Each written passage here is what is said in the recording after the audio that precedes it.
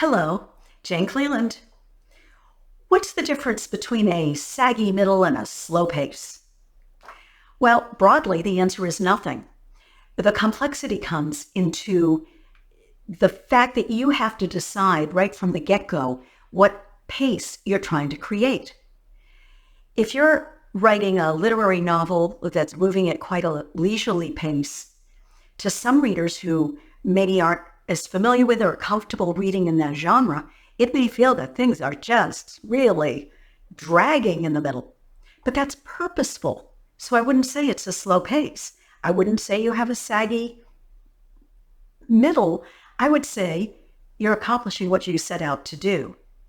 That's a very different issue than if you're writing a thriller where you want something unexpected that's going to raise the conflict, escalate conflict, and raise the stakes every few pages at the most. It really is rip roaring, and then all of a sudden in the middle it sags, it drags, and nothing's happening. That's a very different challenge. So you, the author, have to determine the pace, and from there you can determine if you, in fact, have a saggy middle. Now, another question that I addressed in this series having to do with saggy middles is how you identify that that is, in fact, what's going on. And that may be of interest to you as well. And in fact, if you want to know more about the whole subject, my webinar, Plotting Perfection, Overcoming Sagging Middles with Ever-Escalating Conflict, is available for rent on my website.